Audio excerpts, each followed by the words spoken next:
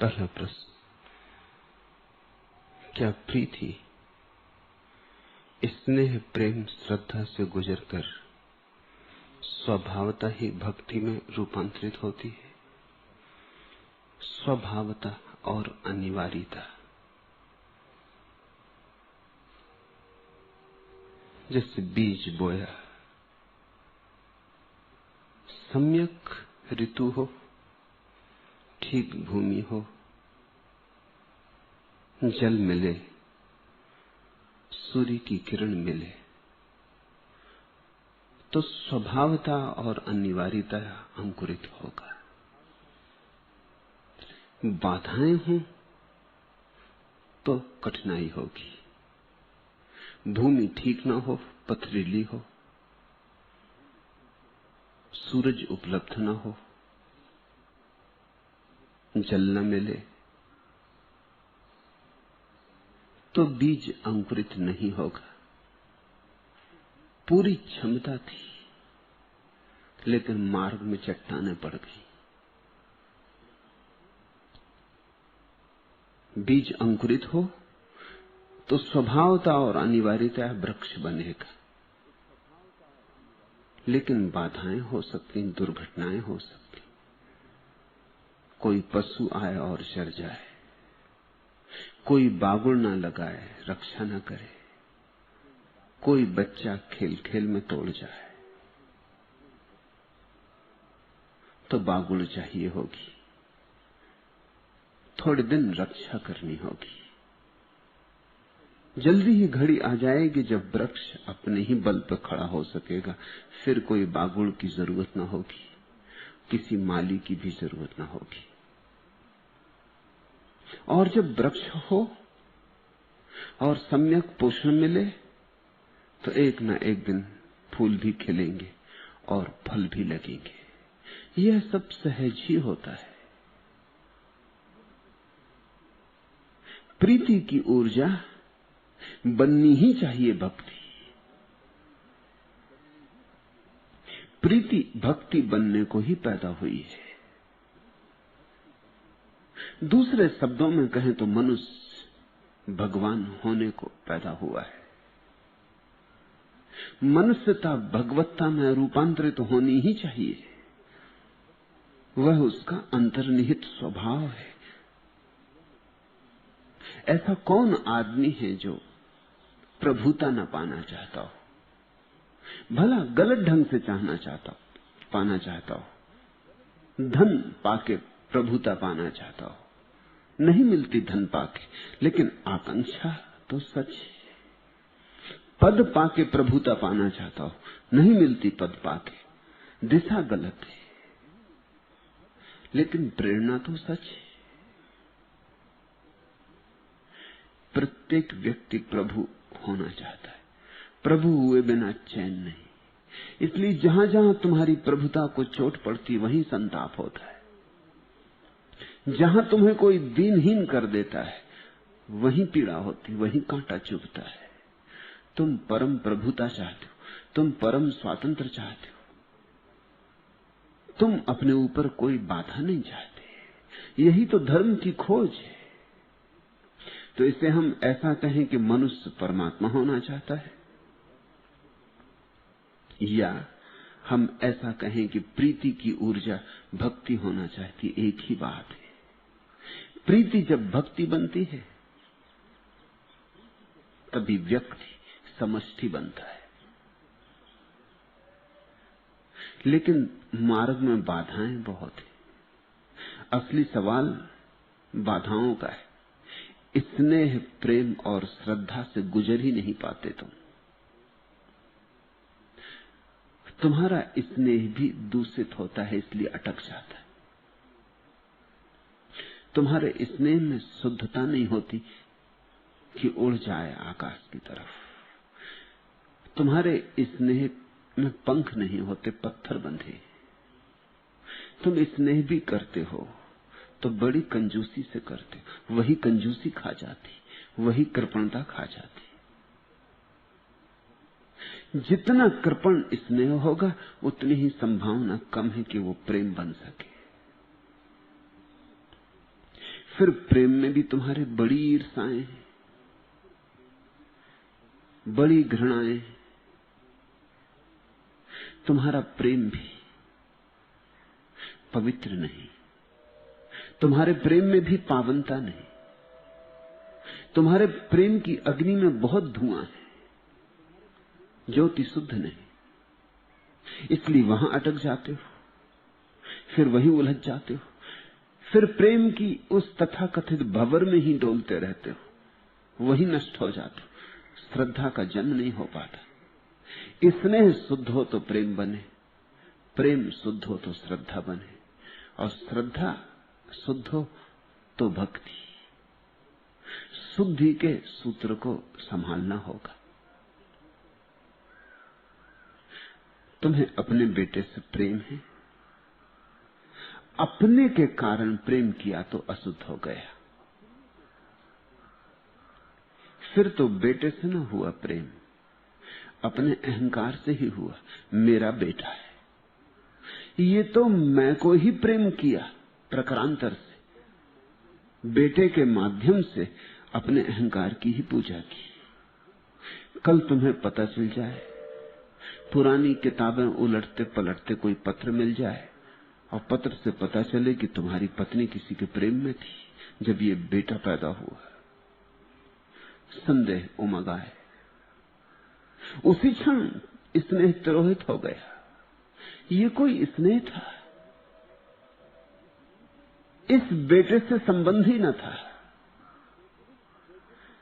अब अहंकार की तृप्ति नहीं होती, बात खत्म हो गई। तुम्हें अपनी पत्नी से प्रेम है, ये मेरी है इसलिए। जहां मेरा बहुत बजनी हो जाता है, वहीं बीच के मार्ग में चट्टान आ जाती।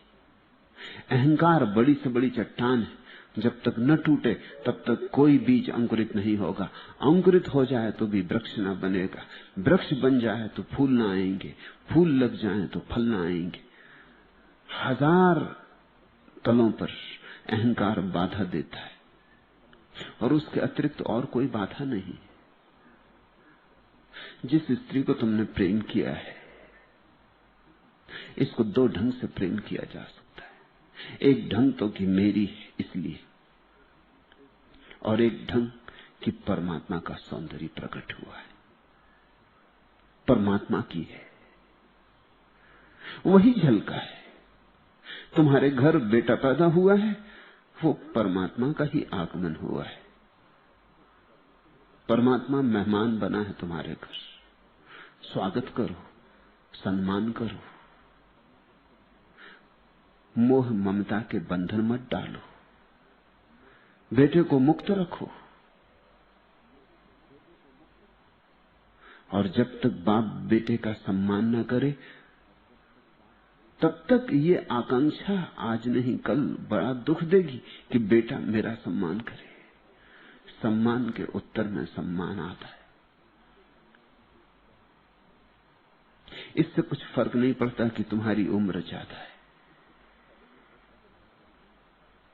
बेटा अभी अभी परमात्मा के घर से आया है, ताजा है, अभी अभी परमात्मा का स्पर्श उस पर है, अभी अभी परमात्मा की गंध भी उस पर है। इसलिए तो सभी बच्चे सुंदर होते हैं। कुरूप बच्चा खोजना कठिन, अभी डूबे हैं, अभी आ गए हैं लेकिन पूरे नहीं आ पाए हैं संसार में। समय लगेगा। संसार की भाषा सीखेंगे, गणित चालबाजियां सीखेंगे, धोखाधड़ी सीखेंगे, समय लगेगा। अभी कोरे कागज। सम्मान दो, सत्कार दो, स्नेह दो, लेकिन मेरे हैं इसलिए नहीं, इसलिए कि परमात्मा ने फिर पृथ्वी पर अवतरण किया। अगर तुम अपने बच्चे में परमात्मा को देख सको तो किसी कृष्ण की पूजा करने, किसी बाल गोपाल की पूजा करने जाना पड़ेगा। बाल गोपाल रोज तुम्हारे घर आते और तुम्हें सूरदास की शरण लेनी पड़ती बाल गोपाल की भक्ति करने के लिए। थोते हो तुम। सूरदास का भजन जब तुम पढ़ते हो कि पैर में पैजनियां बांध के कृष्ण ठुमक ठुमक के चलते, तब तुम आह्लादित होते हो। तुम्हारे घर कृष्ण पैर में पैजनियां बांध के ठुमक ठुमक अभी चल रहे, गीत नहीं, सच्चाई में, सपने में नहीं, किसी कवि की कविता में नहीं, यथार्थ में। मगर वहां तुम्हें कुछ नहीं दिखाई पड़ता। वहां मेरे का पत्थर पड़ा है। वहां मेरे के कारण पांव में बंधी पैंजनियां नहीं सुनाई पड़ती। तुम्हारे कान बहरे हो गए, तुम दीवाल की तरह हो। तुम्हारा दर्पण कुछ भी प्रतिफलित नहीं करता।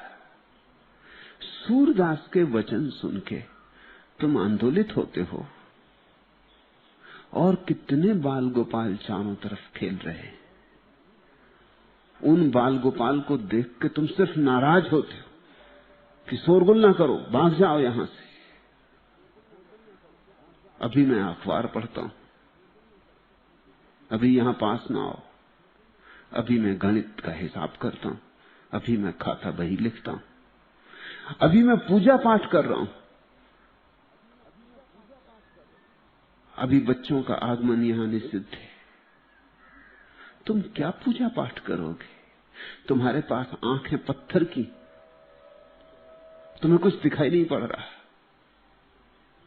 हर बच्चे में कृष्ण उतना ही है जितना कृष्ण में था। देखने की आंख चाहिए। हर पत्थर में मूर्ति छिपी है, खोजने की आंख चाहिए। कण कण में वह विराजमान है। जिस क्षण तुम छोटे से बच्चे में कृष्ण को देख सकोगे, कि राम को, कि क्राइस्ट को, उसी क्षण स्नेह शुद्ध हुआ, स्नेह को पंख लगे। अब स्नेह को पृथ्वी पर नहीं रोका जा सकता। बीज फूटा, अंकुर बना, उठने लगा ऊपर। देखते हो रूपांतरण। जब तक बीज बीज था तो ऊपर नहीं उठ सकता था, नीचे गिर सकता था, ऊपर नहीं उठ सकता था, ऊर्ध्वगमन नहीं था। नीचे तो जा सकता था, कितने ही गहरे गड्ढे में उतर सकता था, लेकिन 1 इंच भी ऊपर नहीं उठ सकता था। क्रांति देखते हो, बीज टूट के अंकुरित हो गया, क्रांति घट गई, अब अंकुर ऊपर उठने लगा, चमत्कार हो गया। तुमने कहानी सुनी है, जिस व्यक्ति ने गुरुत्वाकर्षण का सिद्धांत खोजा, न्यूटन ने, वो एक बगीचे में बैठा है और एक सेव का फल वृक्ष पर पक गया और गिरा। उस वृक्ष से गिरते फल को देखकर उसके मन में जिज्ञासा उठी कि हर चीज नीचे की तरफ ही क्यों गिरती। पत्थर को ऊपर फेंकते हैं, वो भी नीचे लौट आता है। छलांग लगाओ, छलांग पूरी भी नहीं हो पाती कि वापस जमीन पर आ जाते हो। हर चीज जमीन पर लौट आती। इससे उसने गुरुत्वाकर्षण का सिद्धांत निकाला कि जमीन खींचती है चीजों को अपनी तरफ। ये अधूरा सिद्धांत है। अगर मेरा कहीं न्यूटन से मिलना हो जाए तो उससे मैं कहूं कि तूने ये प्रश्न तो पूछा, लेकिन इससे भी गहरा प्रश्न ये था कि फल ये ऊपर पहुंचा कैसे। हमने तो बीज बोया था जमीन में,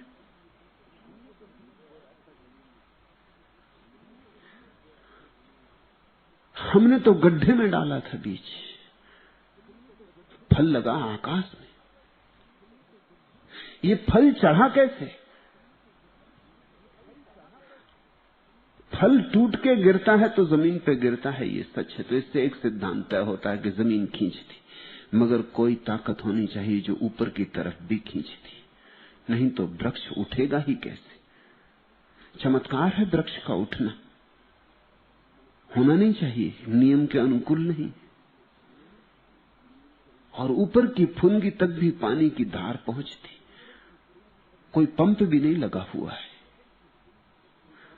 ऊपर की आखिरी फुनगी तक जलधार उठती, उठना पड़ता है, गुरुत्वाकर्षण के नियम को तोड़ के उठती।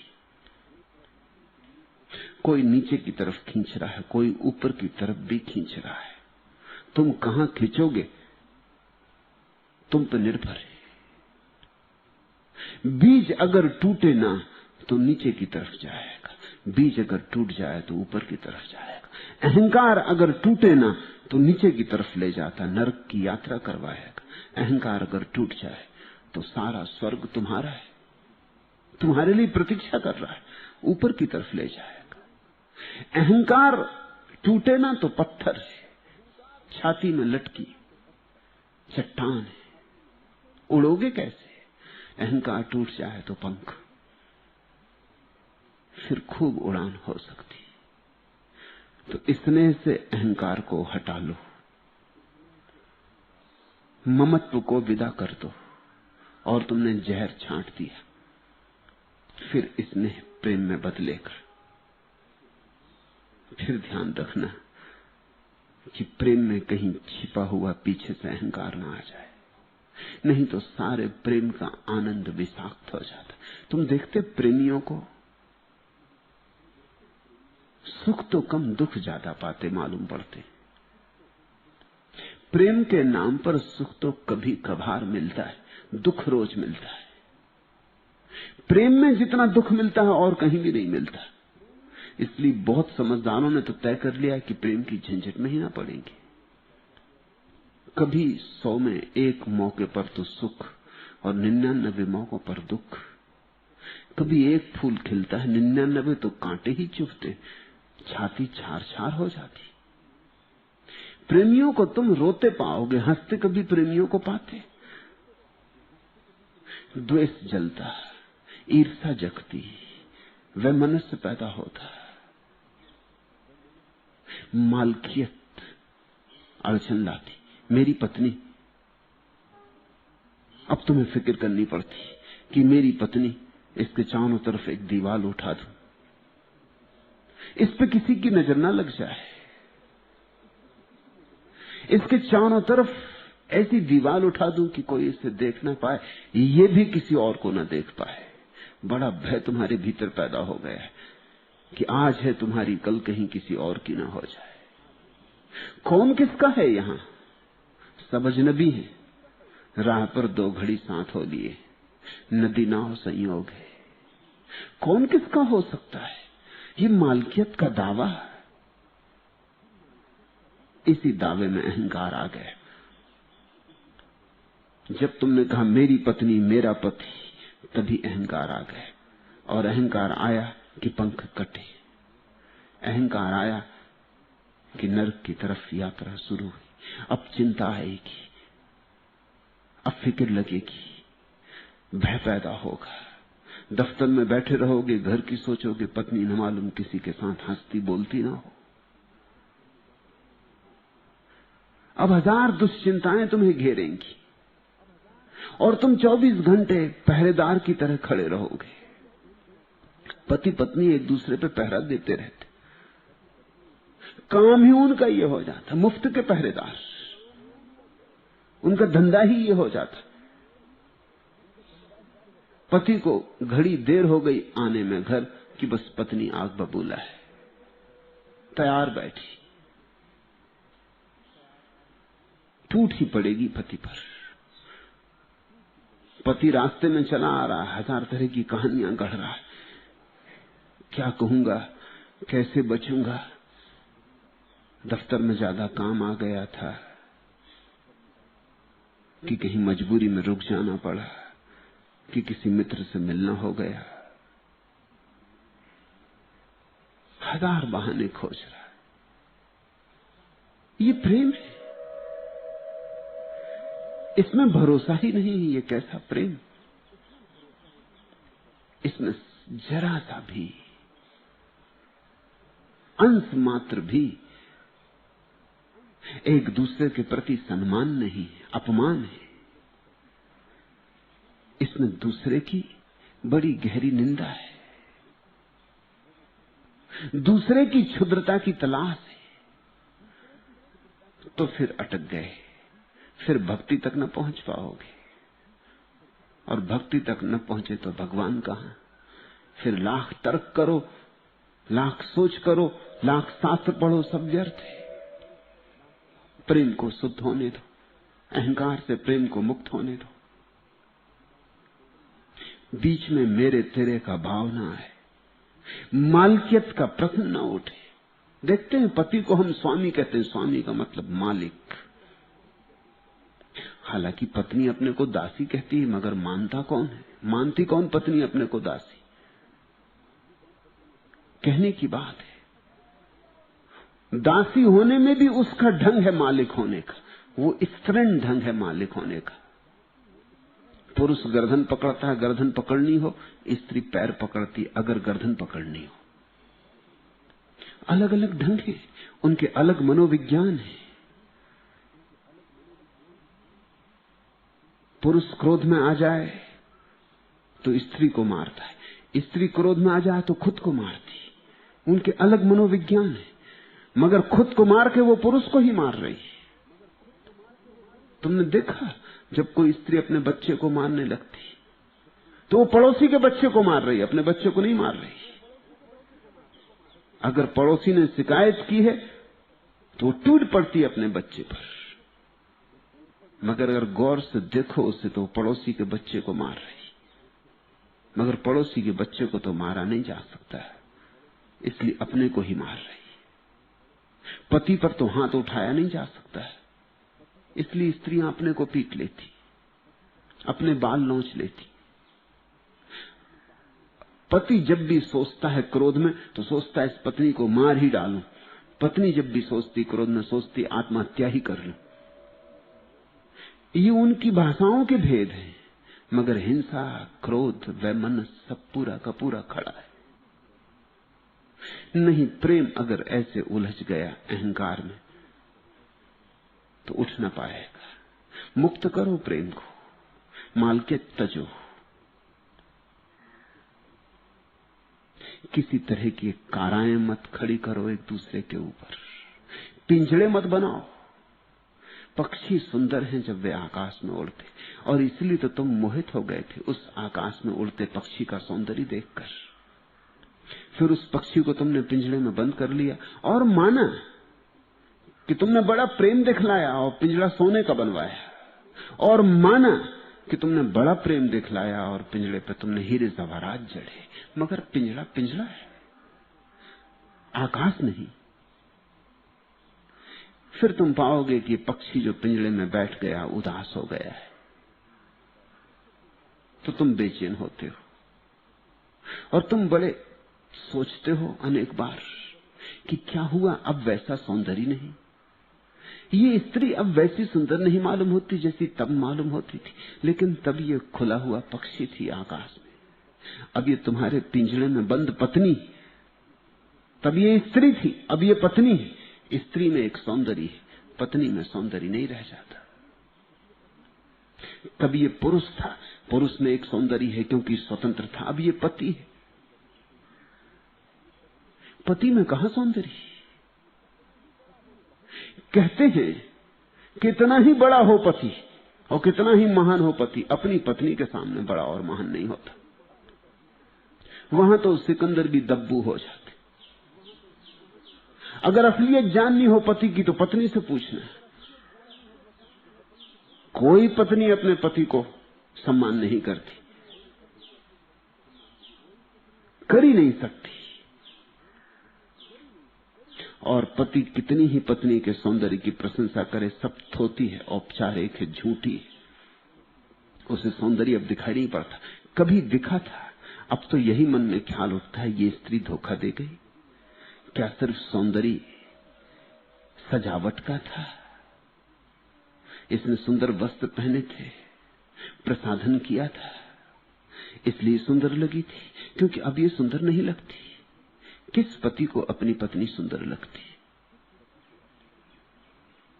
कई बार तो ऐसा हो जाता है कि राह चलती कोई साधारण स्त्री भी ज्यादा सुंदर लगती अपनी सुंदरतम पत्नी से भी। क्यों? स्वतंत्रता है वहां। तुम्हारी पत्नी तुम्हारी मुट्ठी में, जो तुम्हारी मुट्ठी में दो कौड़ी का हो गया, जो खुले आकाश में उड़ रहा है। एक तोता तुम्हारे पिंजरे में बंद है और एक तोता एक आम से दूसरे आम पर जा रहा है। इन दोनों में कुछ भेद है, कुछ फर्क दिखाई पड़ता है। ये जो स्वतंत्रता है, यही भेद है। प्रेम स्वतंत्र करता है, और जब प्रेम स्वतंत्र करता है तो प्रेम में पंख होते, और जब प्रेम स्वतंत्र करता है तो आज नहीं कल श्रद्धा में रूपांतरित होगा। और अगर प्रेम परतंत्रता बनता है तो फिर श्रद्धा तक नहीं जा सकेगा। तो प्रेम को स्वतंत्रता दो, जिसे तुमने चाहा है उसे मुक्त करो, उसे मुक्ति दो। और तुम जितनी मुक्ति अपने प्रेम पात्र को दे सकोगे उतनी ही मुक्ति तुम्हारा प्रेम पात्र भी तुम ही दे सकेगा। तुम जितना परतंत्र अपने प्रेम पात्र को करोगे उतनी ही परतंत्र तुम भी हो जाओगे। ध्यान रखना, किसी को गुलाम बनाते वक्त हमेशा याद रखना तुम भी गुलाम बन रहे हो। गुलामी एक तरफा नहीं होती, दोहरी होती। बनाओ किसी को गुलाम और तुम गुलाम के भी गुलाम बन गए। मुक्त करो किसी को, उसी मुक्ति में तुम्हारी मुक्ति भी है। तब श्रद्धा का तत्व जन्मता है। श्रद्धा का अर्थ है इस संसार के भीतर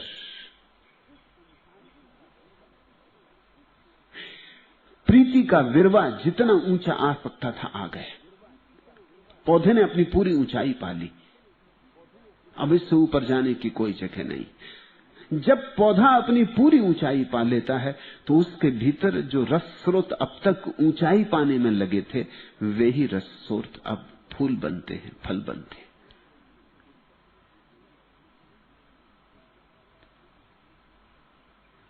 जब तक पौधा ऊंचाई पाने में लगा है तब तक उसकी सारी ऊर्जा ऊंचाई पाने में लग जाती, तब तक फूल और फल नहीं निर्मित हो सकते।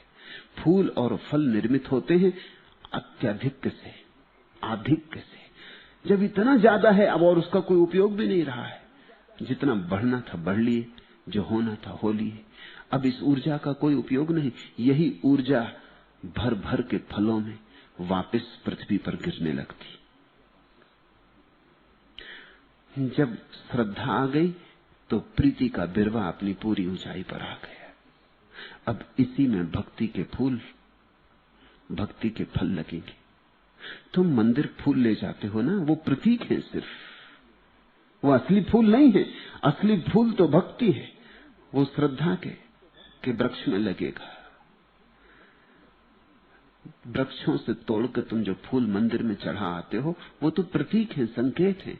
अपने वृक्ष को बढ़ने दो और अपने फूल किसी दिन चढ़ाओ, ऐसी आशा रखो, ऐसा संकल्प जगाओ, किसी दिन मैं अपने फूल चढ़ा सकूं, उसी दिन प्रार्थना पूरी होगी। श्रद्धा के बाद भक्ति का जन्म है, और ये सब अनिवार्यता स्वभावता होता है, तुम्हारे किए नहीं होता। लेकिन तुम बाधा जरूर डाल सकते हो। तुम्हारे किए एक ही काम हो सकता है इस दुनिया में, वह है बाधा। तुम बाधा जरूर डाल सकते हो और तुम्हारी कोई जरूरत नहीं। बाधा भर न डालो तो सब चीजें अपने से हो रही। और जब तुम अपने को पाओ कि कोई बाधा डाल रहे हो तब हट जाओ, बाधा को हटा लो।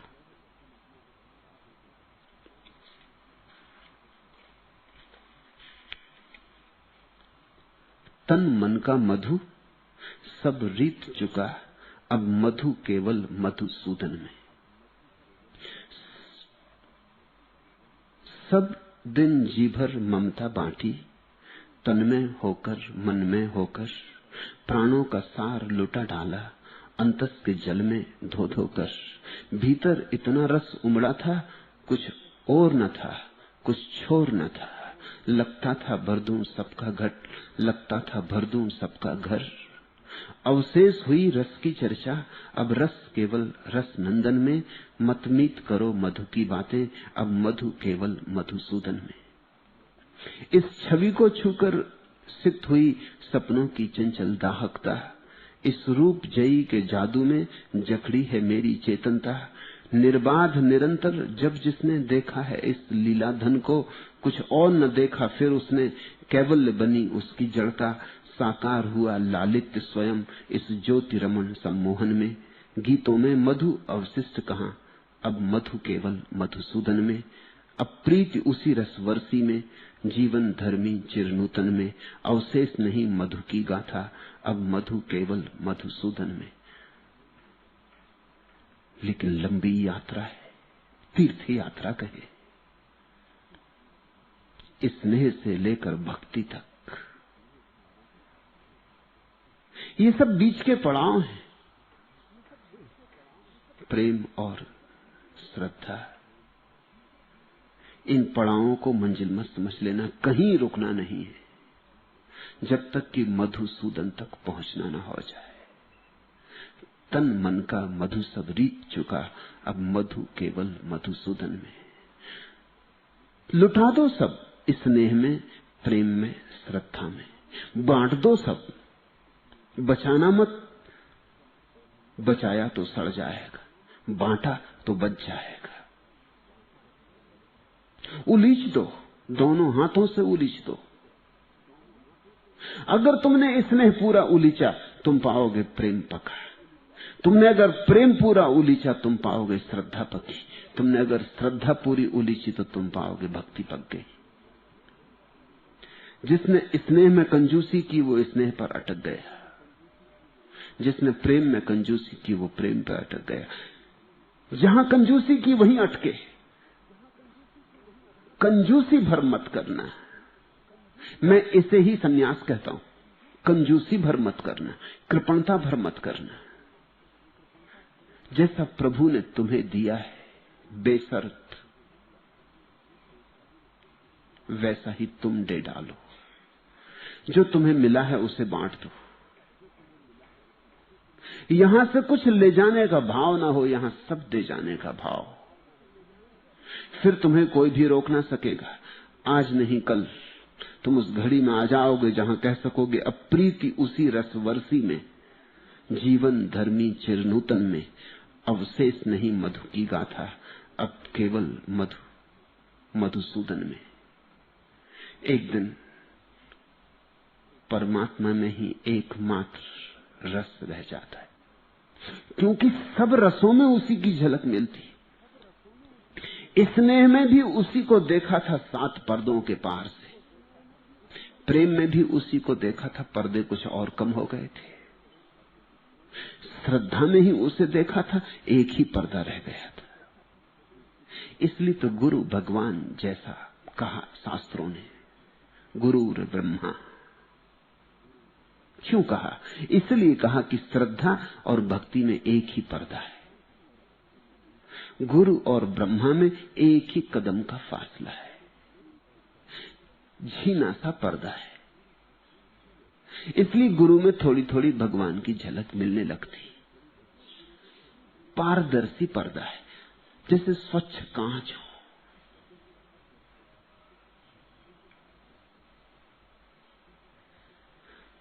लेकिन अशेष भाव से लुटा डालना प्रक्रिया है। इसे यज्ञ कहो, तप कहो, भक्ति कहो, नाम के भेद है। सब समर्पित कर देना, इतना सूत्र आ जाए तो तुम्हें कहीं कोई रुकावट ना पड़ेगी। जहां तुम कृपण होते हो वहीं रुक जाते हो। अकृपणता में प्रवाह है, और प्रवाह एक दिन निश्चित मधुसूदन तक पहुंच जाता है। दूसरा प्रश्न, जो वर्णनातीत है उसे कहकर क्यों कोई सांडिल्य मनुष्यता के सामने एक पत्थर धर देता है? सांडिल्य ने न कहा हो कि वर्णनातीत है, तो तुम्हें यह भी पता न चलेगा कि वर्णनातीत है। सांडिल्य ने न कहा हो कि शब्दों में नहीं कहा जा सकता है, तो तुम्हें यह भी पता न चलेगा कि शब्दों में नहीं कहा जा सकता। शब्दों में नहीं कहा जा सकता, यह सच है, लेकिन इशारे किए जा सकते। शब्द में सत्य नहीं है, लेकिन शब्द में इशारे हैं।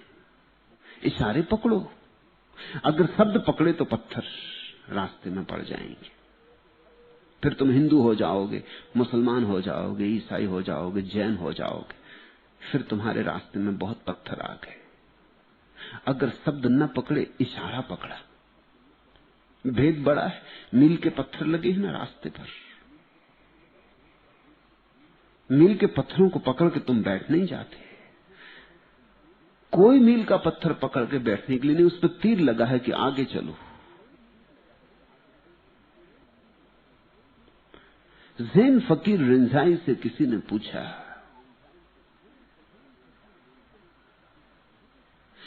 इस जगत में सबसे महत्वपूर्ण बात सीखने योग्य क्या है? रिंझाई ने कहा, वॉक ऑन, आगे बढ़ो। वो थोड़ा चौंका, आगे बढ़ो, ये आदमी मुझ पर नाराज है, मुझसे आगे बढ़ो ये कह रहा है, या कि इसने संसार में सीखने योग्य एक ही बात है, आगे बढ़ो। उसको थोड़ा चिंता मग्न देखकर रिंझाई ने कहा कि देखो तुमने ये भी पकड़ लिया, तुम इससे भी आगे ना बढ़ सके। संसार में कुछ पकड़ो मत, बढ़ते जाओ। एक दिन वो जगह आ जाती है जिसको परमात्मा कहे। ये संसार यात्रा पथ है, इस पे बहुत मील के पत्थर है, लेकिन लोगों ने मील के पत्थर पकड़ लिए। जब पहली दफा अंग्रेजों ने भारत में मील के पत्थर लगाए तो बड़ी अड़चन हुई, क्योंकि गांव देहात के लोग लाल रंगा हुआ पत्थर देख के समझा हनुमान जी, फूल चढ़ा के टीका लगा के उन्होंने पूजा शुरू कर दी। वो जो तीर मीर बना जाए, लिख जाए इतने मील दूरी फला ढेका, वो सब बेकार कर दी उन्होंने। वो उस पर और सिंदूर वगैरह पोत के हनुमान जी बनाते। कहते हैं कई वर्षों तक अंग्रेजों को ये झंझट करनी पड़ी कि भाई ये मील का पत्थर है, हनुमान जी नहीं। पूजा की ऐसी अंधी वृत्ति। सांडिल्य ने कुछ कहा है, उसे पकड़ोगे तो पत्थर हो जाएगा, उसे समझोगे तो मुक्ति। तुम पे निर्भर है। सांडिल्य ने तुम्हारे रास्ते में पत्थर नहीं रखे,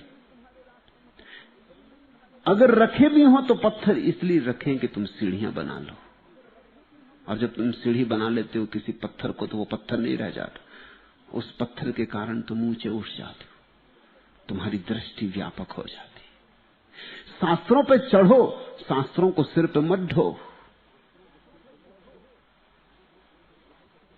शास्त्रों को सीढ़ियां बनाओ ताकि तुम ऊंचे उठ सको, ताकि तुम्हारी दृष्टि बड़ी हो जाए, ताकि विराट तुम्हें दिखाई पड़ सके। शास्त्रों का उपयोग करो, पूजा नहीं। पूजा की तो पत्थर हो गए। लोग पत्थर की पूजा थोड़ी करते हैं। मैं तुमसे कहता हूं तुम जिसकी पूजा करोगे वही पत्थर हो जाता। पूजा करने में ही पत्थर हो जाता है। पूजा करने के क्षण में ही तुमने सब नष्ट कर दिया। सांडिल्य ने जो कहा है उसे समझ लो और भूल जाओ। मेरे पास लोग आते हैं, वो कहते हैं आप कहते हैं जब कुछ तो समझ में आता है, लेकिन फिर हम भूल जाते हैं। तो मैंने उनसे कहा कि फिर याद रखने की जरूरत ही नहीं, समझ में आ गया, बात खत्म हो गई। याद रखने की जरूरत क्या है? कंजूस मन, कृपण मन, वो हर चीज को याद रख लेना चाहता। समझने की उतनी चिंता नहीं है जितनी याद रखने की चिंता है। समझ गए, आत्मसात हो गया, तुम्हारे खून में मिल गया, तुम्हारी मज्जा में सम्मिलित हो गया, तुम्हारा हिस्सा हो गया। जब जरूरत पड़ेगी काम आएगा। कल जब कोई गाली देगा तब उसी तरह क्रोध पैदा न होगा जैसे पहले हुआ था, ये काम आया। कल दुख आएगा और फिर भी तुम अनुद्विग्न रह सकोगे, ये काम आया। मैंने जो कहा उसको शब्दशः याद रख लिया। कोई परीक्षा थोड़ी देनी है, कोई विश्वविद्यालय की परीक्षा में थोड़ी बैठना है कि वहां जाके वमन कर दिया, जो जो शब्द कंठस्थ कर लिए थे उनको उल्टी कर दी, फैला दिया कागजों पर, सर्टिफिकेट ले लिया। विश्वविद्यालय में जो परीक्षा है वो वमन, सिर्फ उल्टी है। इसलिए विश्वविद्यालय से कोई समझदार होकर थोड़ी लौटता है। लोग समझदार जाते हैं और ना समझ होकर लौट आते। जब गए थे तब थोड़ी बहुत बुद्धि भी थी, जब आते हैं तो बिल्कुल बुद्धू होते। बहुत मुश्किल से कोई आदमी विश्वविद्यालय से अपनी बुद्धि बचा के लौट पाता है। ये कोई विश्वविद्यालय थोड़ी है, यहां कोई शिक्षा थोड़ी दी जा रही है, बोध दिया जा रहा है, ज्ञान नहीं, सुरति दी जा रही है, स्मृति नहीं, संकेत दिए जा रहे हैं, अलार्म बजाया जा रहा है कि जागो। समझो फर्क को। तुम सुबह सुबह पड़े हो, सर्दी की प्यारी सुबह, कंबल में दुबके हो, अलार्म बज रहा है। अब तुम गिनती कर रहे कितनी घंटी बज रही, 1 2 3 4 5 6 7 8 9 10, सब घंटियां गिन ली, याद रख लिया कि 50 घंटी बजी थी और करबट ली और सो गए। ये याद तो रख लिया लेकिन इशारा खो गया। वो घंटियां इसलिए नहीं बज रही थी कि गिनो, वो घंटियां इसलिए बज रही थी कि जगो। मैं जो तुमसे कह रहा हूं वो तुमने अगर शब्द सा याद रख लिया, नोट ले लिए मस्तिष्क में, और कोई पूछे तुमसे तो तुमने सब उत्तर दे डाले, वो किसी काम का नहीं आया। जागो, तुम्हारी जीवन प्रक्रिया में प्रवेश हो जाएगा। तुम पाओगे कि तुम और ढंग से संवेदना करने लगे। अब कोई गाली देता है तो वैसी चोट नहीं लगती जैसे पहले लगती थी, ये बात समझ में आई। अब तुम स्नेह करते हो, मेरे का भाव क्षीण हो रहा है, ये बात समझ में आई।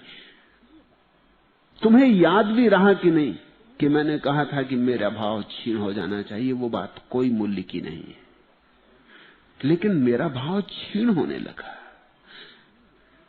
समझ तत्क्षण रूपांतरण करती है, स्मृति रूपांतरण नहीं करती। स्मृति तो रिकॉर्ड है, क्या सुना तुम दोहरा सकते हो।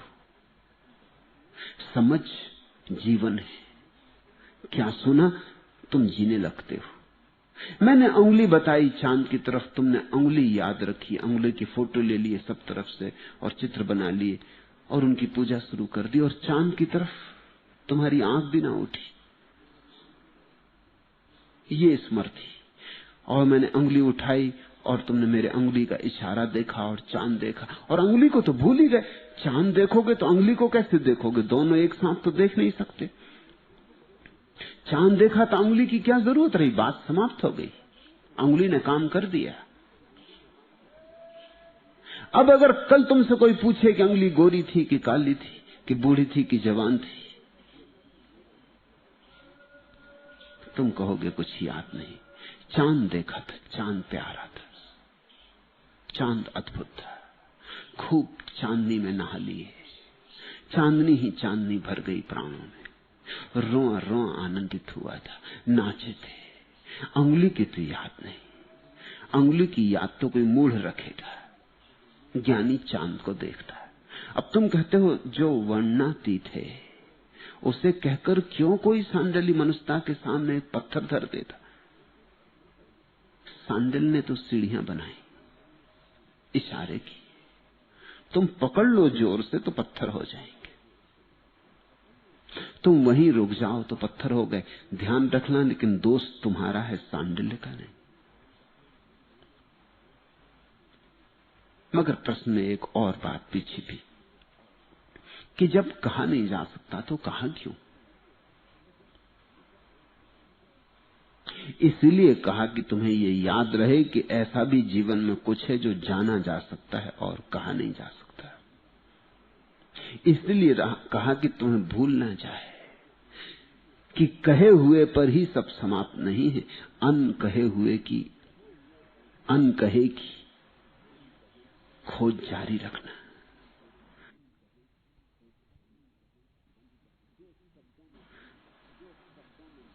जो शब्दों में बंध जाता है उसे ही जीवन की इति मत समझ लेना।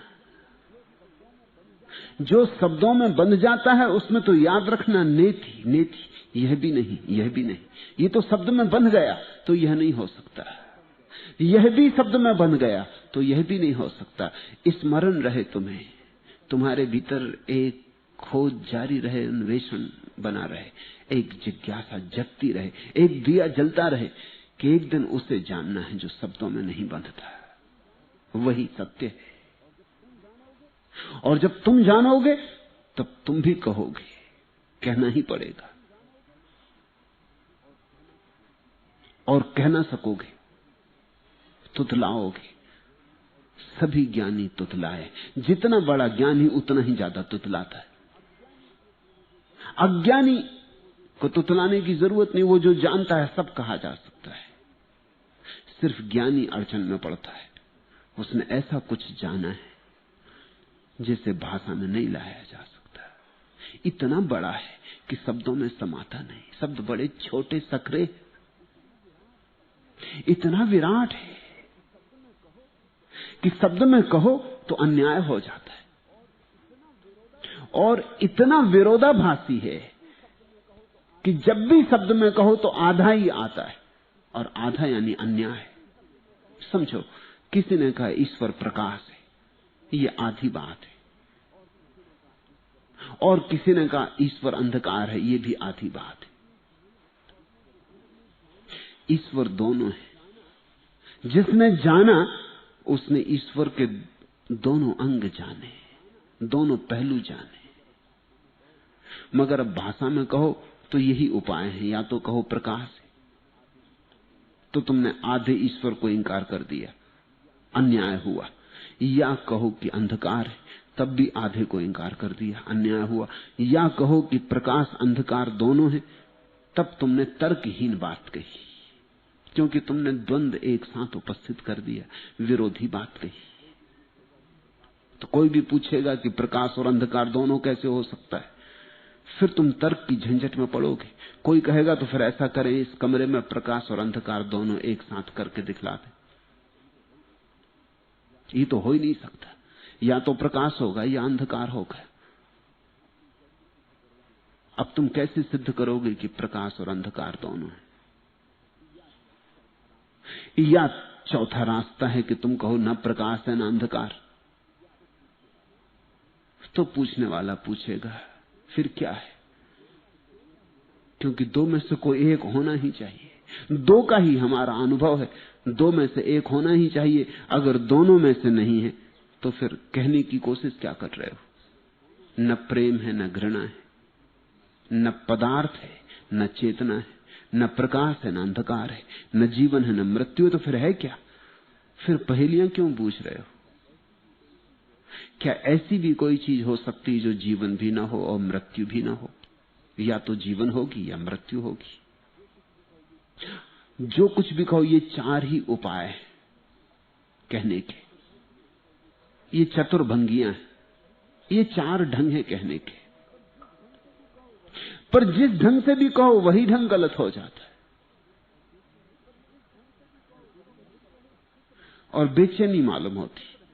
ना कहो चुप रह जाओ, तो मनुष्यता के साथ तुमने बड़ी कठोरता की, करुणा नहीं दिखाई।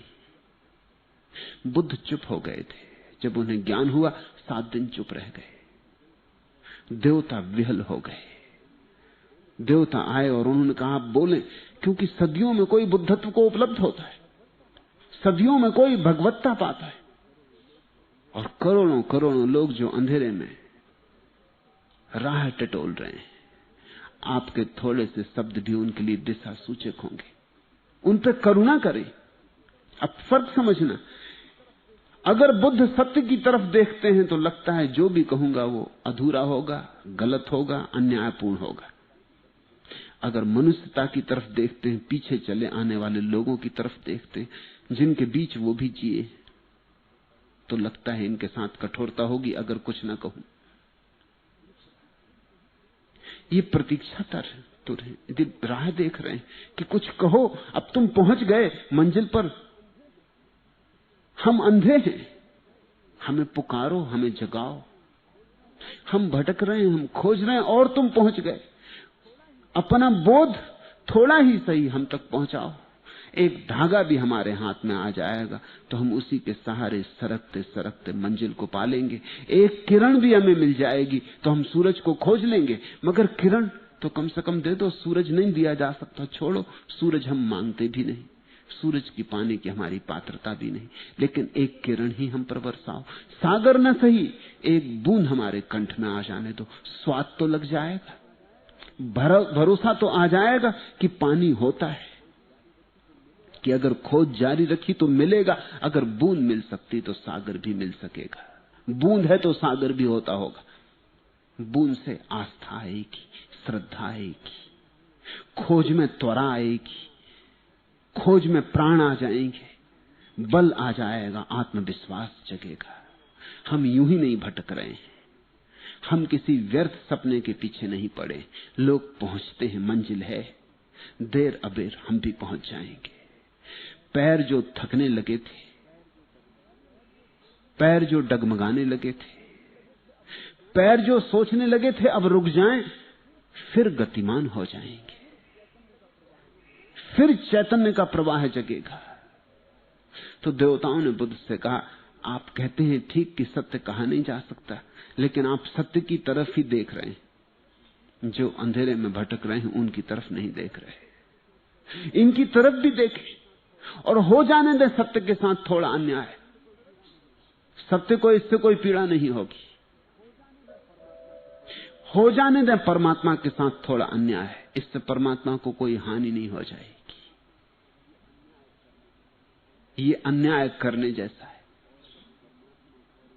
और अगर परमात्मा और इन भटकते हुए लोगों के बीच चुनाव करना है, इनके साथ अन्याय ना हो, इन भटकते लोगों के साथ अन्याय ना हो, इसलिए सांडिल्य बोलते, इसलिए बुद्ध को बोलना पड़ा।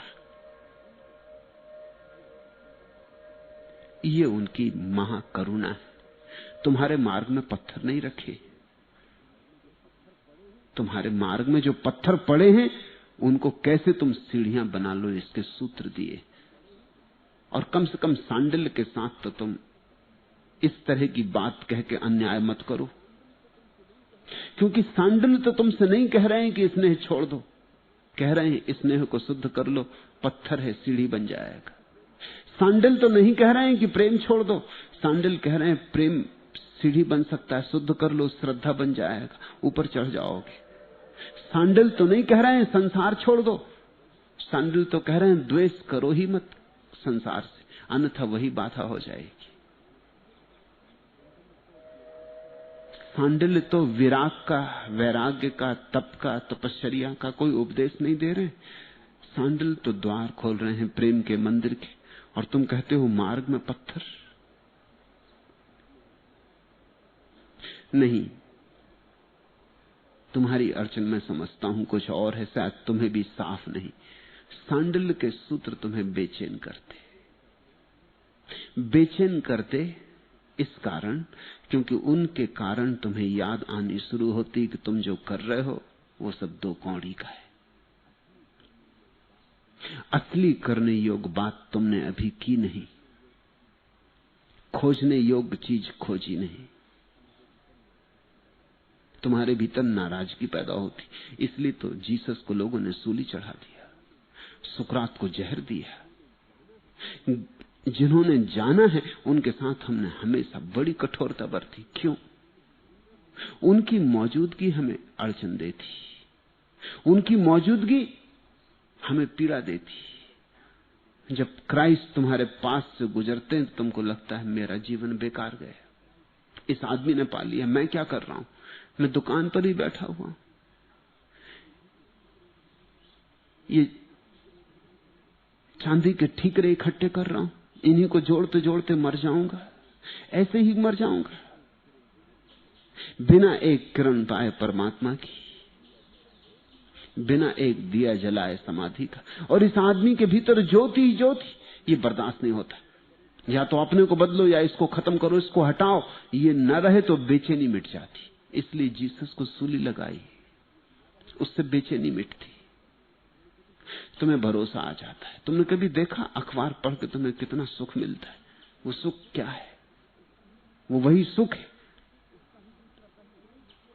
उसका ही दूसरा पहलू। क्राइस्ट को, बुद्ध को, सांडिल्य को देख के तुम्हें दुख मिलता है, मिलना तो नहीं चाहिए मगर मिलता है। अखबार पढ़ के सुख मिलता है। सुबह से तुम अखबार न पढ़ लो तो बेचैनी बनी रहती। क्यों? कितनी जगह डांका पड़ा, कितनी जगह हत्या हुई, कितनी जगह चोरियां हुई। सब पढ़ पढ़ा के तुम्हारे मन में एक भाव उठता, इससे तो हम ही भले, तो हम कोई खास बुरे नहीं। अखबार तुम्हें बड़ा आश्वासन देता है। अखबार कहता है कि तुम ही भले। तुम्हारी चिंता मिट जाती। तुम्हारे भीतर जो अंतःकरण में कचोट होती वो मिट जाती। तुमने कल जरा चोरी की थी, कौन नहीं कर रहा। तुमने कल किसी से झूठ बोला था, कौन नहीं बोल रहा। तुमने कल किसी की जेब काटी थी, कौन नहीं काट रहा। तुमने जरा सी बेईमानी की थी, कौन नहीं कर रहा। तुमने रुश्वत खिलाई थी, तुमने किसी की खुशामद की थी। ये सब तुम्हारे ऊपर भारी है। अखबार पढ़ के सब निर्भर हो जाता है। तुम कहते हो हम कोई खास नहीं कर रहे हैं, यहां भारी उपद्रव चल रहे हैं। छोटे से लेकर बड़े तक, चपरासी से लेकर राष्ट्रपति तक सब बेईमान है। चित्त का भार उतर जाता है, छाती से पत्थर हट जाता है। सुबह का अखबार बड़ी जरूरत है। पढ़ लिया, दिन भर के लिए निश्चिंत हो गए। करो चोरी खूब, करो बेईमानी खूब, अंतःकरण में चोट नहीं लगती। सारी दुनिया कर रही, कोई तुम ही थोड़ी कर रहे हो। आदमी मात्र कर रहा है, करना ही पड़ता है। यहां बिना किए चल ही नहीं सकता, करना ही एकमात्र उपाय है। लेकिन बुद्ध जब पास से गुजरते या सांडिल्य की बात कानों में पड़ती, तब बेचैनी होती। तब ये लगता है तो हम जो कर रहे हैं वह करने योग्य नहीं। करने योग्य कुछ और है जो हम चूके जा रहे हैं। सांडिल्य ने कर लिया। इस आदमी पर नाराजगी आती कि हम चूक गए और तुमने कर लिया। ये नहीं होने देंगे, मानेंगे ही ना नहीं हम। इसलिए तो दुनिया में इतने लोग अश्रद्धा करते हैं। वो कहते हैं ये कुछ बातें होती नहीं, बातें ही बातें। ये समाधि, ये भक्ति, ये भाव, ये सब बातें ही बातें, ये होती नहीं। तुमने देखा फ्रायड का दुनिया में इतना प्रभाव पड़ा। इस सदी में जिस आदमी का सर्वाधिक प्रभाव पड़ा है दुनिया पर, वो सिगमंड फ्रायड। क्यों पड़ा उस आदमी का इतना प्रभाव? क्योंकि उसने आदमी की निम्नतम बातों को स्वीकृति दी, श्रेष्ठतम बातों को अस्वीकार कर दिया। उसने कह दिया न कोई परमात्मा है, न कोई आत्मा है, न कोई समाधि है, ये सब बकवास है। असली बात तो काम वासना है। करोड़ों लोगों ने राहत की सांस ली, थक गए थे सुनते सुनते समाधि, निश्चिंत होकर अपने बिस्तरों पर लेट गए। उन्होंने कहा सब बकवास है, हम जो कर रहे हैं वही ठीक है। नाहक भटकाया बुद्धों ने, नाहक उलझाया, चैन ही नहीं लेने देते। धन कमाओ तो बीच में खड़े हो जाते, स्त्री के पीछे दौड़ो तो बीच में खड़े हो जाते, पद की यात्रा करो तो बीच में खड़े हो जाते। जीना दुश्वार कर दिया बुद्धों ने। फ्रायड आया त्राता की तरह, तरण तारण। उसने एकदम मन हल्का कर दिया। उसने कहा यही आदमी कर रहा है, सदा से कर रहा है, और जो नहीं कर रहा है वो या तो पागल है, या धोखेबाज है, या खुद धोखे में। भारी बोझ उतर गया। पत्थर जो तुम कह रहे हो ना, सांडिल्य ने पत्थर रख दिए, वो फ्रायड ने हटा दी। फ्रायड ने कहा करो खूब जो तुम कर रहे हो। फ्रायड त्राता, मसीहा। लेकिन उसका परिणाम देखते हो क्या हुआ? आदमी इतना नीचा कभी नहीं गिरा था जितना फ्रायड के बाद गिरा। ऊंचे उठने की बात ही झूठी हो गई। जब ऊंचे उठने की बात ही झूठी हो गई, कोई क्यों प्रयास करे? जब एवरेस्ट है ही नहीं तो कोई क्यों पहाड़ चढ़े? हो तो चुनौती है, जब है ही नहीं चुनौती समाप्त हो गई। जब हीरे की खदानें होती नहीं तो कोई क्यों गड्ढे खोदता फिरे? तो अपना अपना कूड़ा करकट जो भी है वही संभालो। हीरे की खदानें तो होती नहीं, और हीरे की खदानें ही खदानें हैं। फ्रायड के बाद मनुष्य जाति के चैतन्य में एक अपूर्व पतन आया। ऐसा कभी नहीं हुआ था। 2 आदमियों के ऊपर मनुष्य जाति का पतन लाने का जुम्बा है, फ्रायड और मार्क्स। एक ने कहा काम वासना सब है, दूसरे ने कहा अर्थ वासना, धन वासना सब है। दोनों ने तुम्हें मुक्त कर दिया, दोनों ने तुम्हें धर्म से मुक्त कर दिया, दोनों ने तुम्हें सांडिल्य और नारद और बुद्ध और महावीर और कृष्ण से मुक्त कर दिया। दोनों ने कहा बस 2 चीजें करने योग्य हैं, काम की तृप्ति करो और धन, बस ये 2 चीजें मूल्यवान हैं। इनके अतिरिक्त न कोई लक्ष्य है न कोई सत्य है। स्वभावतः आदमी पागल होकर दोनों के पीछे पड़ गया। वैसे ही आदमी डूबा था गर्त में। अब कोई उपाय ही न रहा मुक्ति का। सांडिल्य की बातों से इसलिए तुम्हें लगेगा कि क्यों ये पत्थर, क्यों अड़चन पैदा करते हो, क्यों चुनौती देते हो, कहां है पहाड़, क्यों व्यर्थ हमें पहाड़ों पर चढ़ाने के लिए बुलाते हो। हमें गड्ढों में उतरने में रस है। गड्ढे में उतरने में एक सुविधा है, कुछ करना नहीं पड़ता। उतार में कुछ करना ही नहीं पड़ता। पहाड़ से उतरे हो कभी, कुछ श्रम नहीं करना पड़ता, उतरते जाओ, भागे चले जाओ, लुढ़को तो भी लुढ़क सकते हो। चढ़ने में अड़चन है, चढ़ाव में अड़चन है। तुमने जो पत्थर शब्द प्रयोग किया वो यही बता रहा है कि सांडिल्य को समझो तो चढ़ाव दिखाई पड़ने लगता है, शिखर सामने खड़े हो जाते, फिर उनको न चढ़ो तो बेचैनी होती और चढ़ो तो कठिनाई, उलझन खड़ी करती। मगर मैं तुमसे कहता हूं, महाकरुणा है सांडिल्य जैसे व्यक्तियों की, तो ही तुम्हारे लिए थोड़ी आशा है। कभी शायद तुम्हारे कान में कोई बात पड़ जाए, कोई बीज तुम्हारे हृदय में उतर जाए और तुम उसकी खोज पर निकल पड़ो जिसे बुद्धि से पाया नहीं जा सकता, शब्दों में बांधा नहीं जा सकता, जो अनिर्वचनीय है, अव्याक्य है, वर्णन के अतीत है।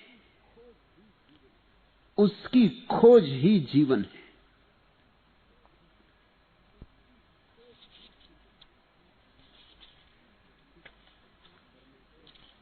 तीसरा प्रश्न, क्या परमात्मा का अनुभव भी प्रत्येक का अलग अलग होता है? अनुभव तो अलग अलग नहीं होता, अभिव्यक्ति अलग अलग होती। अनुभव तो अलग अलग हो ही नहीं सकता, क्योंकि परमात्मा एक है, 2 नहीं, 3 नहीं। फिर जब कोई व्यक्ति परमात्मा के अनुभव की घड़ी में आता है तो व्यक्तित्व के जितने भेद हैं सब विलीन हो जाते, जिनके कारण भेद पड़ सकता था। समझो कि तुम सबने अलग अलग रंग के चश्मे लगा रखे, इस बगीचे में तुम आओ तो तुम्हें अलग अलग रंग के फूल दिखाई पड़े, तुम्हारे चश्मों के कारण। मन यानी चश्मा, मन यानी विचार, मन यानी पर्दे। परमात्मा का अनुभव तो तभी होता है जब मन समाप्त हो गए, सब चश्मे उतर गए, सब मंतव्य हट गए, सब शास्त्र विदा हो गए, सब शब्द तिरोहित हो गए, शून्य रह गया। शून्य 2 तरह के नहीं होते, मन तो अलग अलग तरह के होते, मन तो तरह तरह के होते, 2 मन एक जैसे नहीं होते। तुमने रंग की बात की, मन को बांधते हैं रंग और रूप भी, मगर ध्वनियां ज्यादा पकड़ती हैं मुझको। जैसे लहरों पर टूटती हुई ध्वनि तट की, या हवा से पैदा हुई ध्वनि अकेले एक पीपल के वट की, या बांस की, या उस दिन की मेरी तुम्हारी तेज सांस की। तुमने रंग की बात की, मन को बांधते हैं रंग और रूप, मगर ज्यादा पकड़ती हैं ध्वनियां मुझको। भिन्न भिन्न लोग हैं, किसी को ध्वनि पकड़ती, किसी को रूप पकड़ता है, किसी को रंग पकड़ता है। जिसको ध्वनि पकड़ती है वो संगीतज्ञ हो जाएगा। उसके पास कान अनूठे होते, उसके पास कान ही होते, उसके पास आंखें वैसी नहीं होती। इसलिए तुमने देखा अंधे आदमी संगीत में प्रवीण हो जाते, अंधे आदमी की ध्वनि पर पकड़ गहरी हो जाती, क्योंकि जो ऊर्जा आंख से बहती थी वो आंख से नहीं बहती, उसको भी कान से बहना पड़ता, कान बलशाली हो जाते। अंधा आदमी जैसा सुनता है तुमने कभी नहीं सुना, और बहरा आदमी जैसा देखता है वैसा तुमने कभी नहीं देखा। बहरा आदमी तुम्हारे ओंठ के कंपन को भी देखता है, तुम्हारे आंख के इशारे को भी देखता है, तुम्हारी भाव भंगिमा को देखता, क्योंकि वही उसको पकड़ में आता, और तो उसके पकड़ में कुछ आ नहीं सकता। उसकी सारे कान आंख में उड़ल जाते।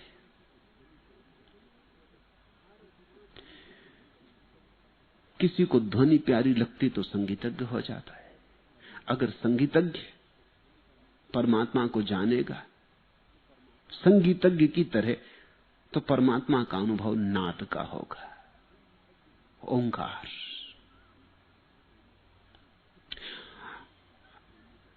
चित्रकार रूप का प्रेमी होता है,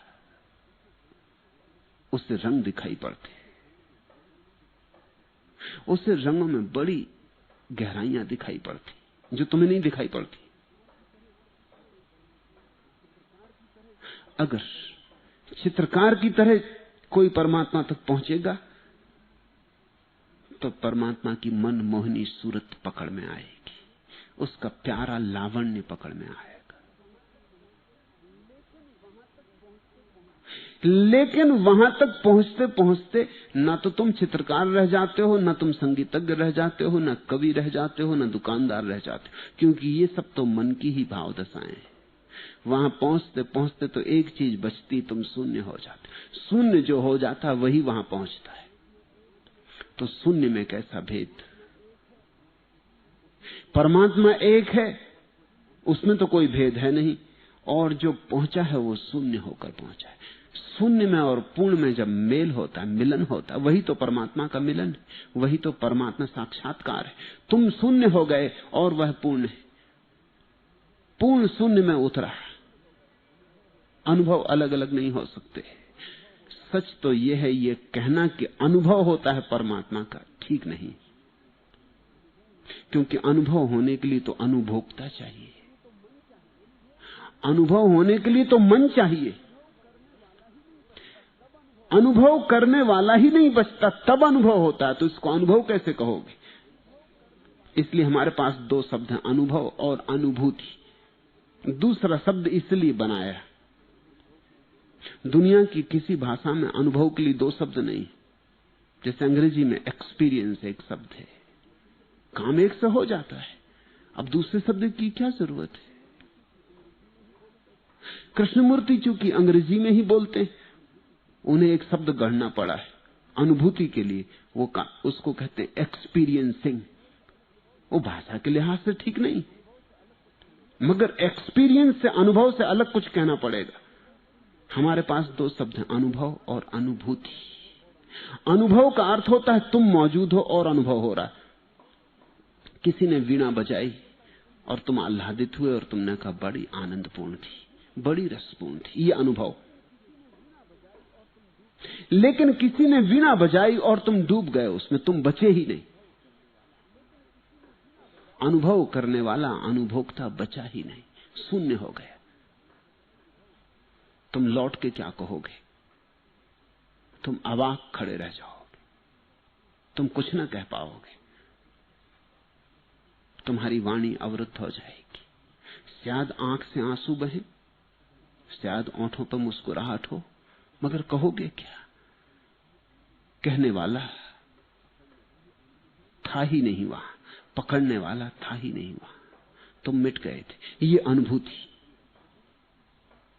अनुभव में तुम रहते हो, लेखा जोखा करने वाला मौजूद रहता है। अनुभूति में तुम नहीं रहते, शून्य रहता है। तो परमात्मा के अनुभव को अनुभव भी नहीं कहा जा सकता है। शून्य को क्या अनुभव होगा, और शून्य को ही अनुभव होता है। इसलिए अनुभूति कहें। अलग अलग तो हो ही नहीं सकती, क्योंकि अलग अलग तो करता था मन, मन तो गया। ऐसा समझो तुमने एक मकान बनाया है, पड़ोसी का एक और मकान है, कितने मकान हैं, मकान ही मकान है।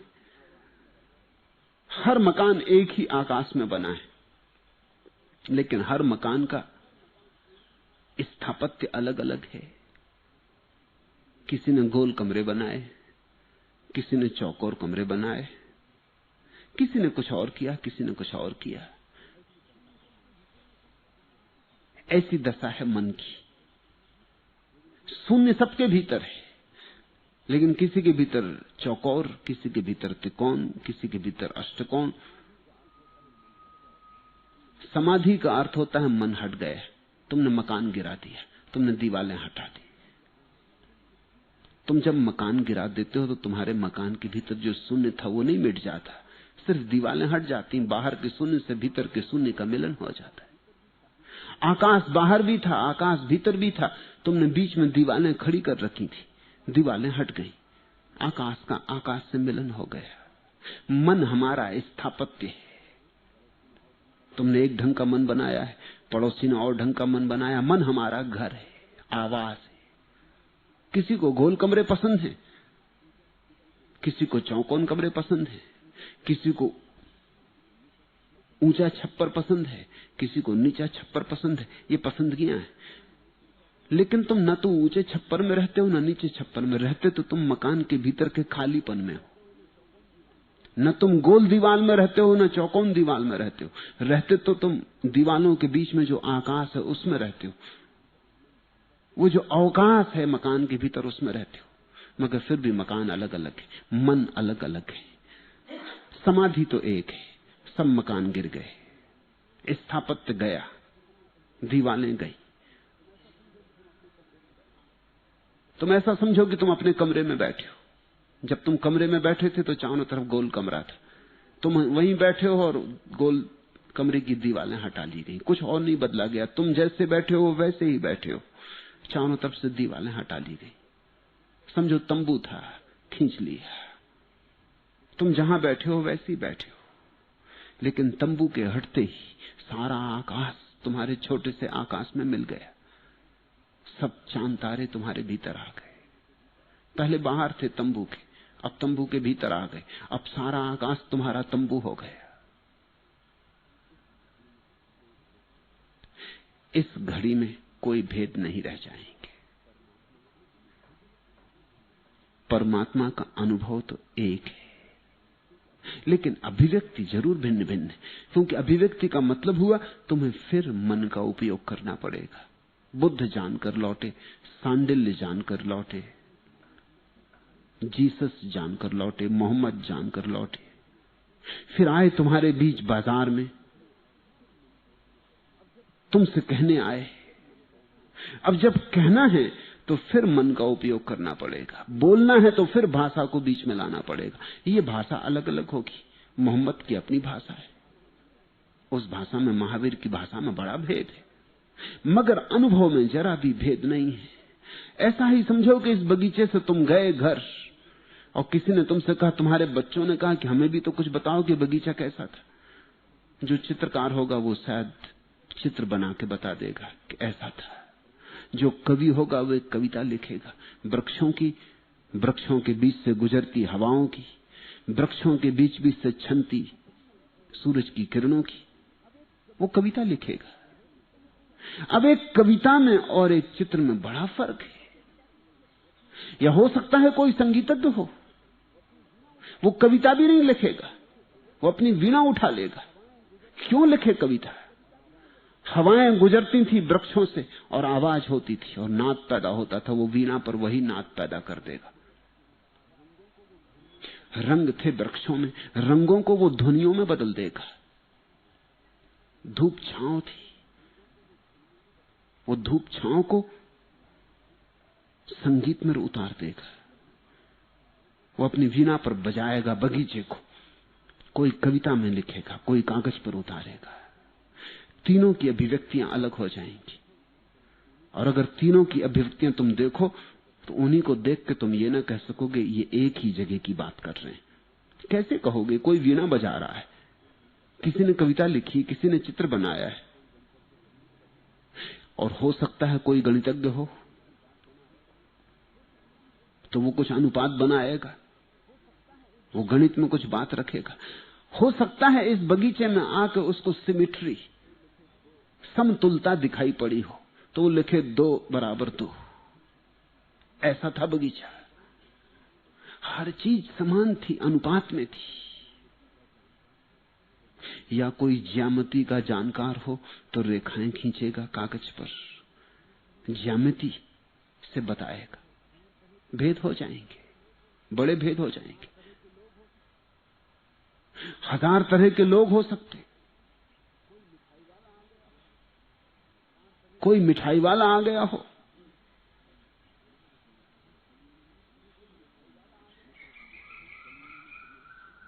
एक मित्र भी यहां है, कल ही उन्होंने संन्यास लिया, वो मिठाई की दुकान करते, स्वामी विष्णु भारती। अब अगर तुम उनसे पूछोगे कि क्या पाया वहां, तो एक मिश्री का टुकड़ा तुम्हारे मुंह में रख देंगे कि तुम ही स्वाद ले लो, मीठा था, खूब मीठा था। सभी ठीक कह रहे हैं, सभी एक की बात कर रहे हैं, फिर भी अनेक हो गई बात, फिर भी भिन्न भिन्न हो गई बात। अभिव्यक्तियां भिन्न भिन्न हैं, अनुभव एक है।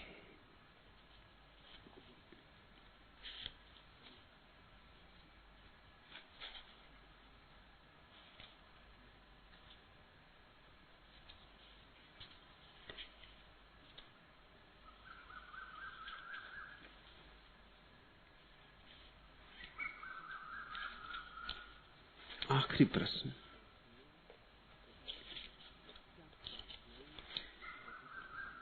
क्या प्रार्थनाएं प्रभु तक पहुंचती हैं?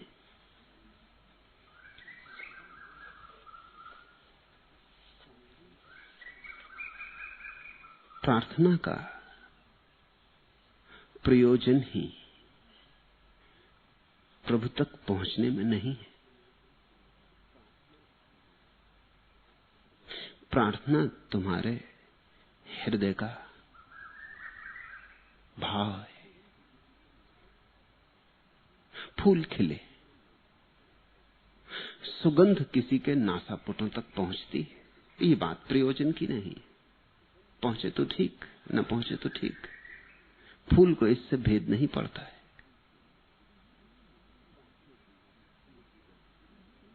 प्रार्थना तुम्हारी फूल की गंध की तरह होनी चाहिए। तुमने निवेदन कर दिया, तुम्हारा आनंद निवेदन करने में ही होना चाहिए। इससे ज्यादा का मतलब है कि कुछ मांग छिपी है भीतर, तुम कुछ मांग रहे हो, इसलिए पहुंचती है कि नहीं? पहुंचे तो ही मांग पूरी होगी, पहुंचे ही ना तो क्या सार है सिर मारने से। और प्रार्थना प्रार्थना ही नहीं है जब उसमें कुछ मांग हो। जब तुमने मांगा, प्रार्थना को मार डाला, गला घोंट दिया। प्रार्थना तो प्रार्थना ही तभी है जब उसमें कोई वासना नहीं। वासना से मुक्त होने के कारण ही प्रार्थना है, वही तो उसकी पावनता है। तुमने अगर प्रार्थना में कुछ भी वासना रखी, कुछ भी, परमात्मा को पाने की ही सही, उतनी भी वासना रखी, तो तुम्हारा अहंकार बोल रहा है, और अहंकार की बोली प्रार्थना नहीं। अहंकार तो बोले ही नहीं, निरअहंकार डमाडोल हो। प्रार्थना आनंद है। कोयल ने कुहू कुहू का गीत गाया, मोर नाचा, नदी का कलकल नाद है, फूलों की गंध है, सूरज की किरणें, कहीं कोई प्रयोजन नहीं है, आनंद की अभिव्यक्ति है। ऐसी तुम्हारी प्रार्थना हो। तुम्हें इतना दिया है परमात्मा ने, प्रार्थना तुम्हारा धन्यवाद होनी चाहिए। तुम्हारी कृतज्ञता, लेकिन प्रार्थना तुम्हारी मांग होती। तुम ये नहीं कहने जाते मंदिर के, हे प्रभु इतना तूने दिया, धन्यवाद कि मैं अपात्र और मुझे इतना भर दिया, मेरी कोई योग्यता नहीं और तू औघड़दानी और तूने इतना दिया। मैंने कुछ भी अर्जित नहीं किया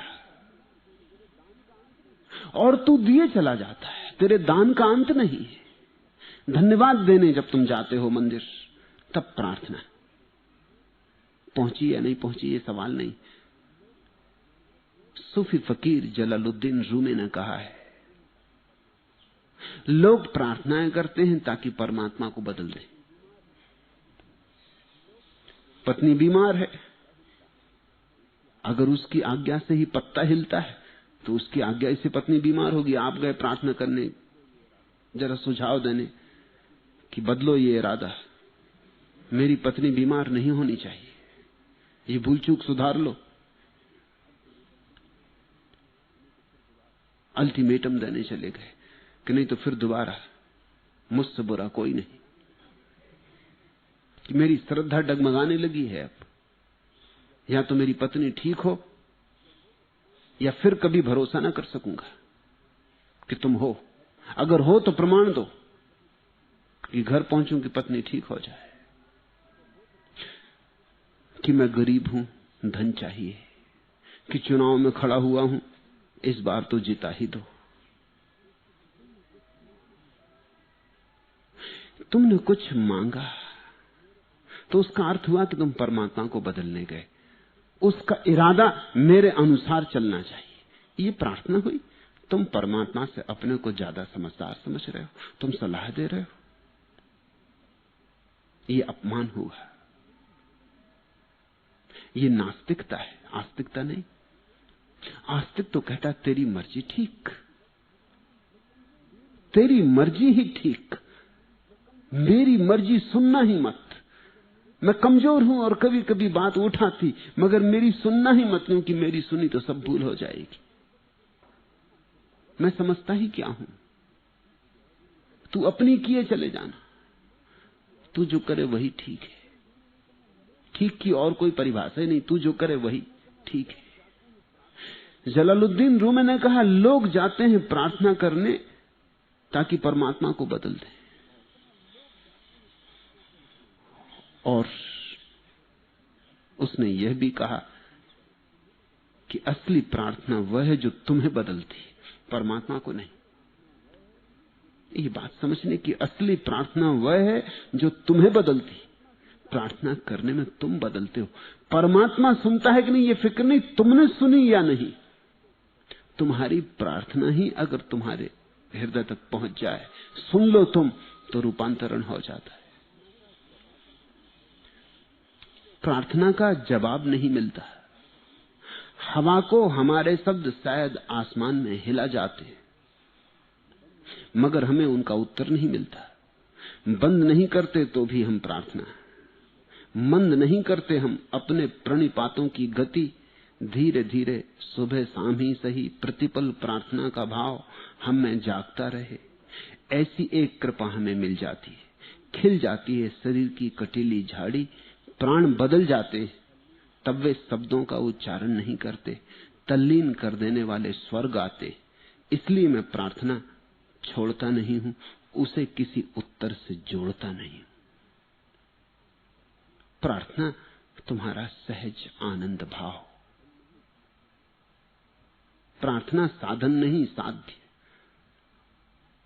प्रार्थना अपने में पर्याप्त, अपने में पूरी परिपूर्ण। नाचो गाओ, आह्लाद प्रकट करो, उत्सव मनाओ, बस वही आनंद है।